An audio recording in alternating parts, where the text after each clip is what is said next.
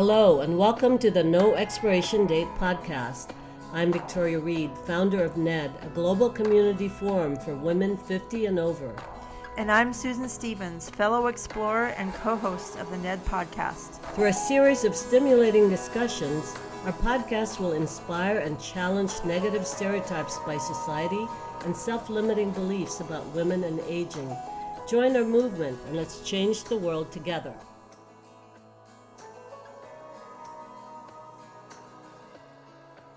Hello, everyone. Thank you for joining us.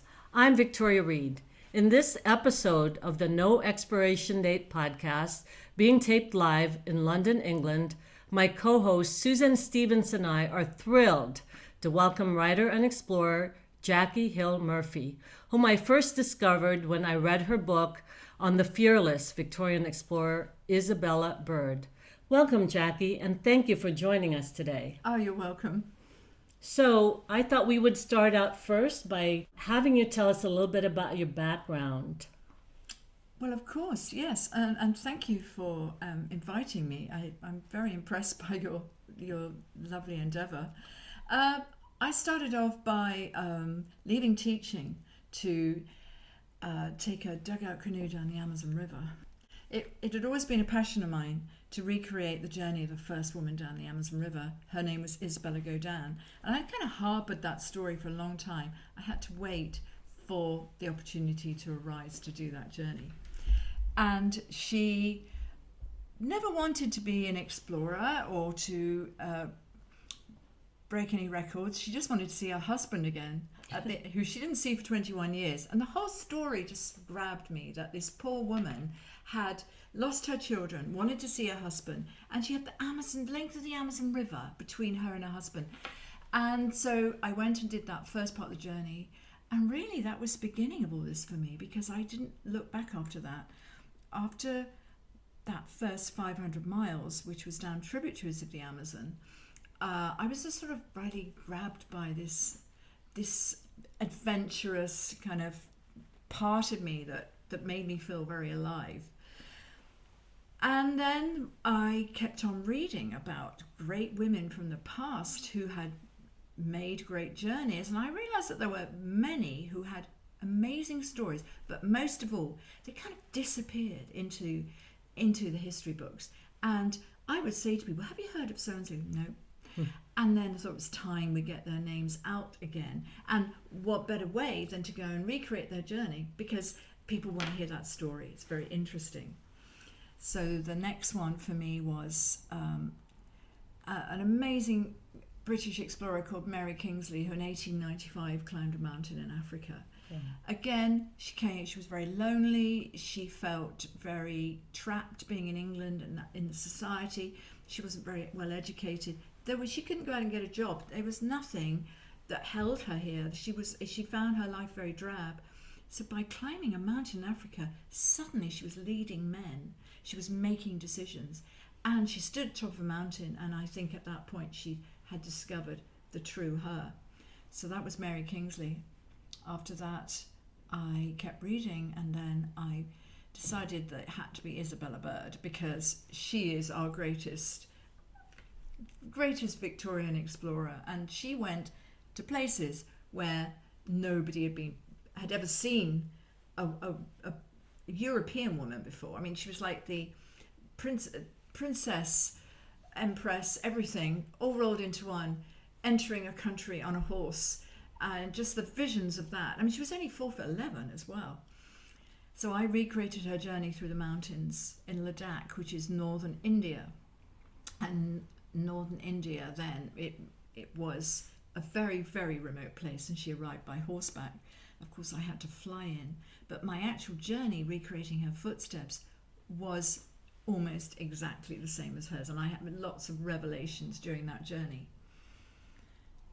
And then I didn't stop there. I just went on and found more of these women that I wanted to recreate, and then I ended up writing 3 books. So they kind of were the beginning of a new era for me. You know, post 50, these women opened doors for me.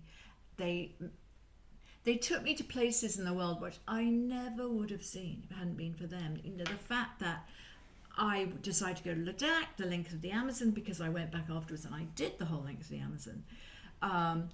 And then to travel across Siberia, to travel into a part of the Andes that is so hostile that it makes apparently grown men weep within a day of going there. I mean, I never would have gone to those places if I hadn't read those books and discovered these women and thought, yeah, I want to go and do that journey. I mean, I just found the whole thing fascinating. And the passion actually hasn't gone away. Yes. But at a time when women were really so restricted by society. So what do you think it was that inspired them to follow their passion and be fearless and intrepid explorers? That's a very good question, because England was a place where they had many ways of controlling women. The way you dress, long clothes, having to wear a corset that was bound very tightly, no suitable clothing, not able to wear trousers, of course. Then you had things like there were not any public lavatories, so women had to go home to relieve themselves, and that was a form of control. Other forms of control would not being able to have a job. The advent of the bicycle helped a great deal, because when the bicycle came along, women could actually go somewhere unchaperoned, and skirt hems began to go up. But that's not until the 1890s that skirt hems began to go up. 1890s was also the time of the first all-women restaurant in the middle of London, in Oxford Street. And there they could begin to talk about things like liberalism and theology and politics without the men around. And, of course, it had facilities there that they could use. So, again, this is all the 1890s. And the 1890s saw the birth of the suffragists that ended up being the suffragettes. Mm-hmm. And the suffragists were beginning to get that conversation started about women's lives and the rights of women and how restricting their lives were. And of course, they could be abused in many, many ways, women then, and they had no redress. I mean, there was nobody to complain to, and that's very sad, very, very sad. So there's one very important line in Isabella Bird's book on the Yangtze Valley and beyond, when she says, "I suppose I'd better return to England." Now, she is in her late 60s. She's just travelled the length of the Amazon River, the Yangtze River. She got stones thrown at her. She was in terrible shape. Her back hurt. She probably wasn't mentally too good sometimes. She'd been away for 3 years and 2 months. I suppose I better go back to England. And there's one line in the book, and it says, "and return to bondage." And that says it all, really, about her reasons, her reasons for going. And I found that very interesting as a biographer when I found that line. Because, of course, while she was travelling out in the Far East, she was seeing women with bound feet. That's right. Who were addicted to opioids because life was so awful out there that's what the Chinese people did. So, it's hard to digest all that, really, that she still wanted to carry on, even after 3 years. Do you think that this travel and exploration that these women did, was that a metaphor for them trying to find freedom here in these countries where that's still not fully discovered? They were able to, like you said, they were able to be their own boss. Exactly. They could manage teams. Roles that were not allowed to them in their own country. Particularly with Mary Kingsley. The fact that when she decided to climb Mount Cameroon, she gathered a party of men to lead her up the mountain, and there were porters and guides, and she didn't know at the time that it was a bad move, but she actually paid them in advance. So they all scattered, spent the money, sold the blankets. So they took advantage of her. Of being a female. And so then she learnt the error of her ways, rounded them all up again, did not pay them in advance the second time, and then she, in the end, climbed to the top on her own because they were too weak to carry on with her. They just, no, they were frightened to go to the top. She did it on her own.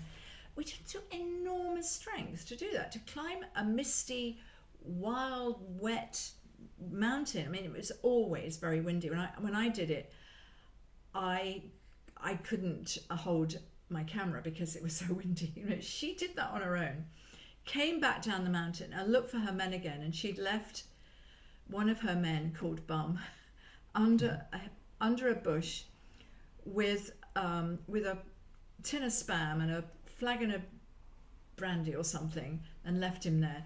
And then so she comes back down and she says, "I'm looking for a madman in the mist on a mountain." And I thought, this is the woman who's not educated. She writes this beautiful alliterative prose afterwards. And she was just fantastic. But very descriptive, I think, and apropos. Yeah, absolutely. Now, am I wrong? But out of all these women you've written about, I feel that you have a special kinship towards Isabella Bird. So tell us a little bit more about that. Why is she so special for you? I think when you write a biography, you delve into their life so deeply. Mm-hmm. And also, when I did her journey in Ladakh, in northern India, when I recreated that journey, there were so many things happened exactly the same. I felt I'd become her alter ego. I see. So I travelled the same route, got to the top of Digar Pass, again with pass ponies and with guides. And she was on a yak, but there aren't any yaks that you can ride anymore. So I had to walk. I walked 150 miles, stood at the top and looked out over the view that she'd looked at, exactly the same. Then got to a village called Digar that had not changed one bit, and there was one plot of land that was flat, and I camped in, and I thought that's got to have been where she camped. Then moved on to this village of Hundar, and I read from her book Among the Tibetans to my guide, and I said, "Do you recognise this house?" And I began to read the lines of describing a house that she stayed at, and she said it had mud brick walls, that it had wooden balconies, and it had places to sleep on the roof when it was hot. And as I was reading the description to him, he went, "I know that place," and he grabbed my hand and he dragged me to this campsite. In the middle of this campsite was this house disappearing into the mud, but it still had the Buddhist monks sleeping on the top in partition walls of larch, exactly how she described it, with the little balconies of wood that the people of the house would sit out in the winter and get the winter sun, so they didn't have to keep burning all their fuel. And he was amazed as well that we found it. It was like, there is no doubt about it, this is the house. So we wrote up an account for the archaeological data survey of India and sent it to them. And I haven't been back, but I'd love to think that they had found some way of saving it for the future. And then I visited the king of Ladakh, which she had done. And that was like pulling a few strings and suddenly having your elbow poked, walking around Stock Palace Museum and going into a room, and a few minutes later in walks this charming man in a silk shirt and a leather hat, speaking perfect English, and that was the present king of Ladakh, and we sat and talked for 10 minutes. Had he heard of Isabella? Was he familiar with her history at all? I think he was, but I didn't dare read to him out of her book about her visit to see the king, because she said that the king of Ladakh, when she was there in 1889, was rather a stupid fellow. And I didn't want him to hear that, so I didn't share it with him. That would not have been a welcome statement, No. I think. But what compels you to try to retrace these steps as faithfully as you can? Do you feel like it gets you closer to your subjects? Yes, it's that, well, I call it the autoethnographical approach, where you are kind of like breathing the same air, and you can feel their loneliness in some of these places. And especially with Isabelle Godin, the first woman down the Amazon, who lost all her party. I mean, I can totally feel the desolation. I mean, I camped with my party on a sandbar, which is, obviously sandbars move with the meanders of the rivers in Amazon, the tributaries I'm talking about. And this one was pretty close to the one where she had all her party died, including her brothers and her ladies' maids and her nephew. And you just can't help feeling that how awful it would have been for her. And she just walked into the forest thinking that she was going to die. And luckily she emerged and was saved, which makes a really, really good story and needs to be told. But her story wasn't told for nearly 100 years after she did that. Why do you suppose these women didn't get the acknowledgement or recognition for their exploits? Male-dominated society. Women weren't expected to travel unchaperoned. Women weren't expected to do that sort of thing. You know, explorers were in a man's world. They didn't believe it was a place for women.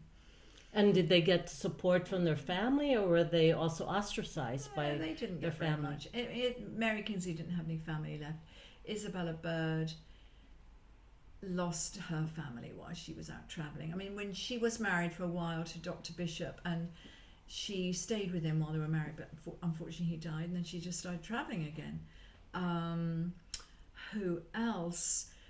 Well, how did they have the resources? I know with Isabella there was some family assistance, but what about the other women? Mary Kingsley had a small amount of money left to her by her parents that she used. Isabella Bird had that money to begin with, and then she sold enough books. She had a good reputation. But that is actually another thing. Firstly, women weren't expected to go travelling on their own unchaperoned. Mm-hmm. Secondly, they weren't expected to write books. Yes. So they were like, two strikes against you. Yes. This is not how women are expected to behave, especially as you get older. So the women who did write books, just incredible. Now, Nellie Bly was an interesting lady. She was American. She was the first investigative journalist because she'd put herself into that dreadful lunatic asylum in New York, where she had to get a lawyer to get her out again because she'd feigned madness to get in to write a story, and then they wouldn't let her out. So when, she instigated change. She brought about social change through doing that, really brave lady. But she wanted to beat Jules Verne's 40 Days Around the World. So it took her a while before she got her magazine she was working for to accept that she could do it. Oh, she wanted to beat its record. Yes, and she did. It's just amazing woman, Nellie Bly. And that's her legacy. Her legacy to us is the fact that, women are strong. Women can do whatever they want if they want to, if they can, if they are given the possibilities to make it happen. But of course, so many women had the doors closed on them. But what I find inspiring about your book on Isabella, for example, and these women that you're talking about, is they really did not look to society to really validate them, did they? They went and followed sort of this dream that they had and pursued it. I think that they knew society wasn't going to validate them.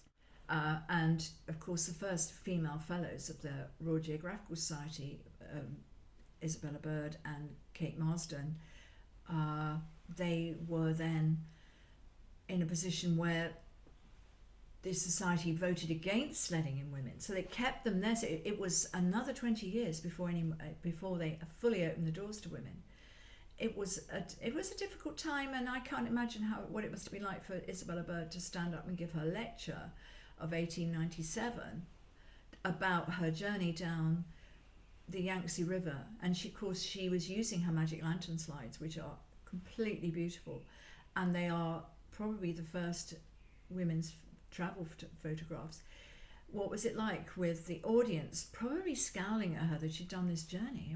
They were probably thinking, no woman should have done that. That was a man should have done that journey. She was gone for 2 years doing that journey, living in the most unbelievably bad circumstances.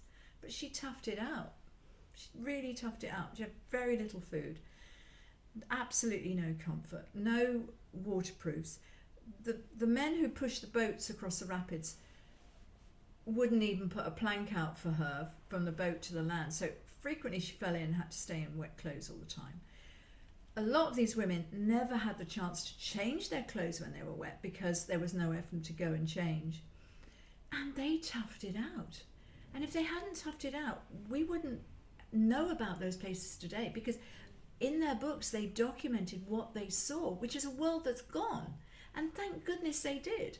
And for example, Isabella Bird, the first woman to Sandwich Islands, Hawaii, she wrote down everything she saw over that 5 months. We know about the people, the royalty, the politics, the economics, the way that society moved, how their gossip, and that world is gone. So we have that record. Plus, Isabella Bird was in America before and after the American Civil War. That's right. If you wanted to know the history of America, the first place you'd go would be to her 2 books about it. I mean, she saw the covered wagons trundling across the Colorado Plains with the immigrants in, you know, probably coming from Great Britain or Europe. She saw them trundling over the plain. And that's where one of her quotes comes from about the future has its charms. I mean, they were going out to a future that no one knew what it would hold for them. Incredible. And I must just tell you part of that story that I found as her biographer, that she spent 3 months in Estes Park in Colorado. Yes. And we all know that she met this wild Ted Nugent, who no woman could not love, but they could never marry, or whatever the quote is. Now, people like speculating that they had some sort of an affair. I see. And there are books written about this affair, which is conjecture. And I'm not sure, as a biographer, whether you should use conjecture when rewriting somebody's life.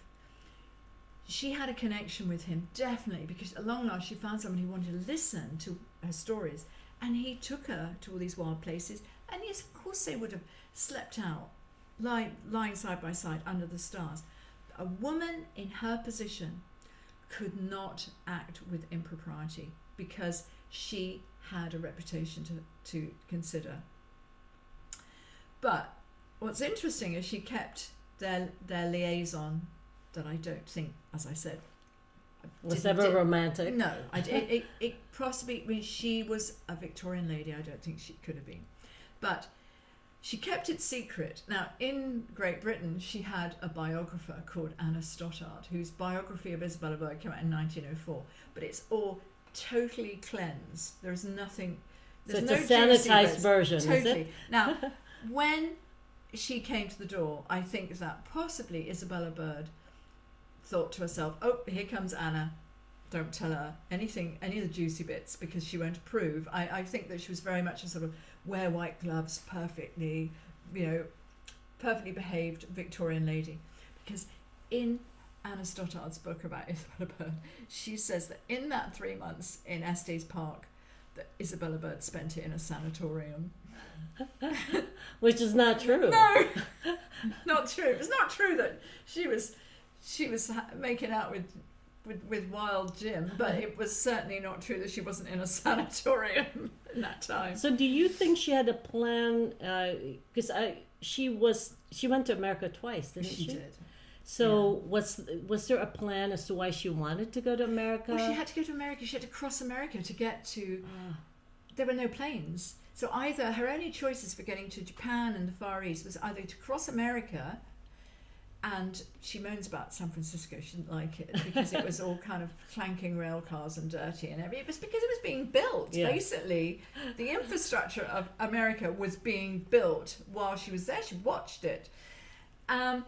She either had to do that or she had to take a very long boat ride the other way. I see. And of course, when she came back from China, she did sail back the other way on that last journey. But when she was dying, she had a ticket booked on the new Siberia Express to get to China, go back to China via Siberia and Mongolia, which she was dying. I mean, she in her head, she still believed she could make that journey, but all her friends knew that she couldn't lift a pencil to write. And in her head was racing, her mind was racing. Oh, I'm going to go back to China. I want to go back and I want to see my friend so-and-so, and we're going to do this, that and the other. Her mind was racing, but her body had given out and she could never do that. So it's quite sad.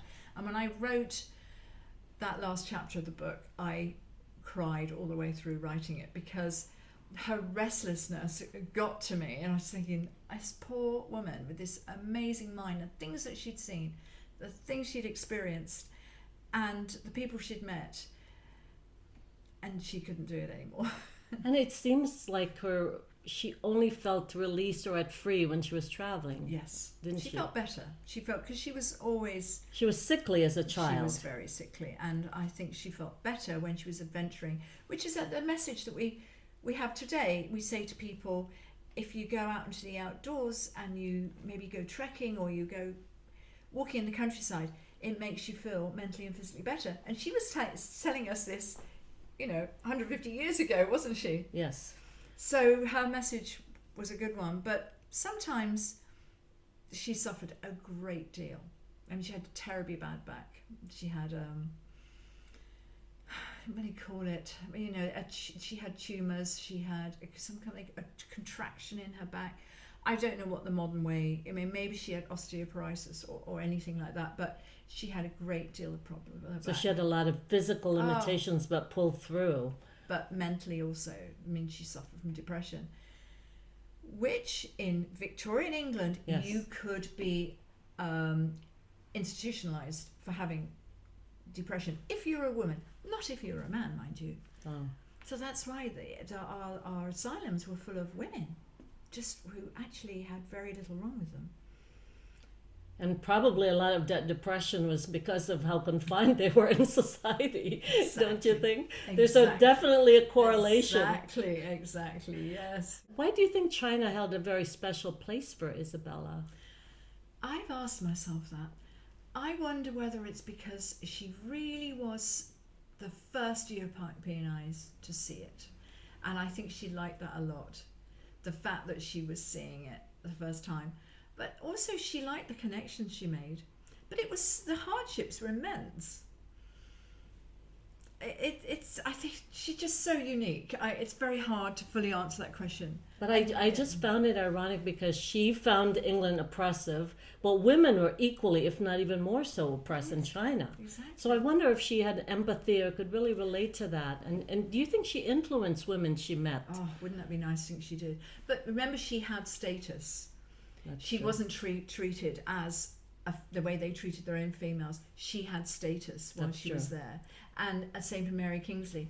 She had status which elevated her above just being a woman travelling. I mean, she was exceptional. Now that's the case for Kate Marsden, who crossed Siberia, and she did probably the hardest journey ever for a woman. She took 8 months to cross Siberia by sledge and horseback and tarantass, which is a horrible device for travelling through broken up snow.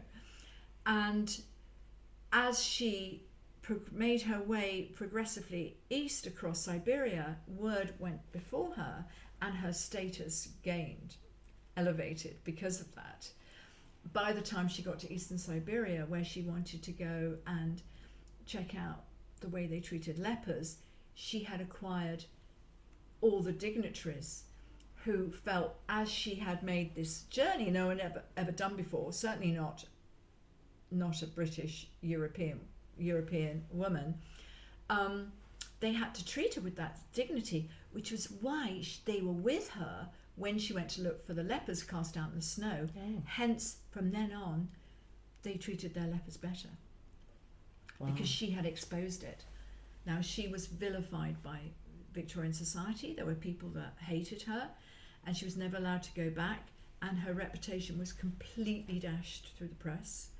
And that's the reason I wrote her biography, because it was just such a sad story, and I really had to redress the balance. Wow. So here she was transforming perception within that community, but she was not given the appreciation here. Exactly. And she died in a Victorian asylum. Yeah. There seems to be a theme here.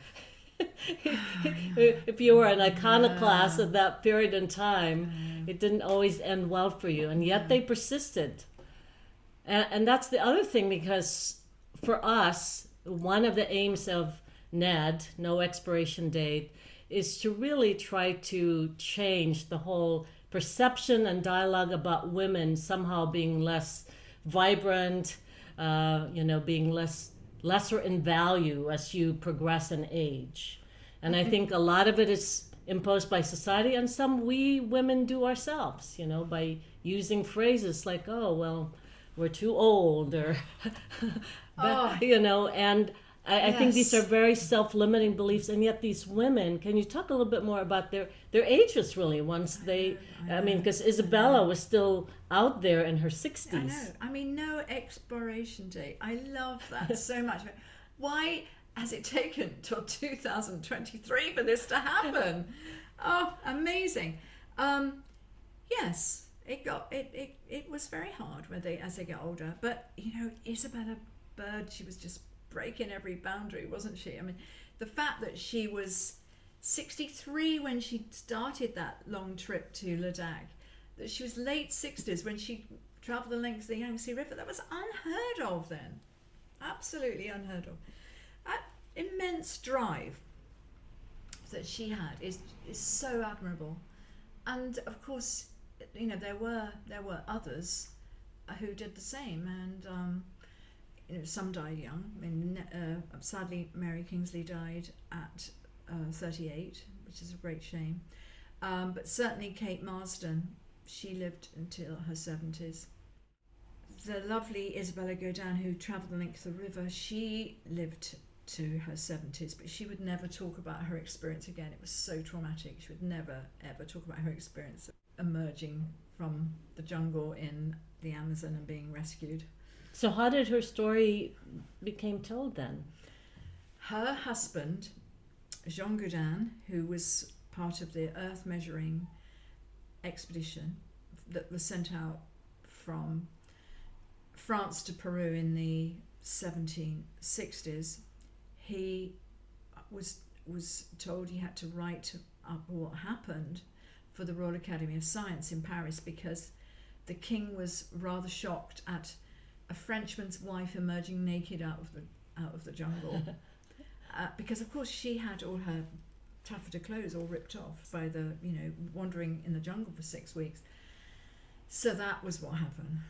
He wrote the account, and then it was another 60 or 80 years before the first account happened in Magasin Picaresque, and then they illustrated it with a picture of a fairy tale character falling into the arms of someone who looks like Hiawatha. So it's this big blurring of reality and fantasy, and male fantasy, no less. Yes, and they turn her into a fairy tale figure, which very is objectified. It sounds like totally objectified, just totally, yes. Now I get the sense that for these women, this was really a personal goal of theirs, without really probably looking into the future of how they would be inspiring women like us, right? To dare to do more and actually get beyond their comfort zone.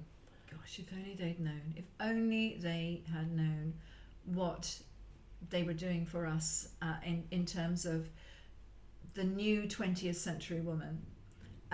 It was phenomenal. I wish that I could go back and tell them how they were opening doors, and they were setting up the world as it was going to be. It's so sad when I think about how these remarkable women died without knowing their immense contribution for not only for people but especially for women. When I read your book about Isabella Bird, I was just so inspired. That's been my dream, to constantly innovate and explore and embark on these adventures. But your book to me was really very, very inspirational. And I guess in closing, I wanted to ask you, what are some themes then, or lessons, takeaways from these women that would be relevant today? To follow your dreams is a pretty obvious one. To don't let people put you off. Be strong. What do you say to women who say, oh, I'm too old, life has passed me by? It's absolutely not true. Last night I was honoured to hear a Norwegian woman talking, who was a nurse in Norway, and she was nursing a man who dying of cancer, and he said, go and live your life while you're alive. And at the age of 50, she started planning walking to the South Pole in the footsteps of Amundsen. Wow. And that was because of that man. And so it's those words: live while you are alive. And be engaged. Absolutely, absolutely. And if you can't because you unfortunately aren't able to physically, there are still so many other ways to get involved. And even joining organizations where you can hear other inspiring people talking, or just making a small journey, or just going out of your comfort zone in a small way. It's so worthwhile. I think a lot of people are afraid to go out their comfort zone. Yes. And I think it's so important. Even if it's sit by a river, just watch the world go by. Just get out there, get into the outdoors, and enjoy life. Well, thank you, Jackie. And I think it's something that really resonates, certainly with the two of us, with Susan, and hopefully to our audience. Thank you so much. Thank you so much for being our you. guest. Thank you.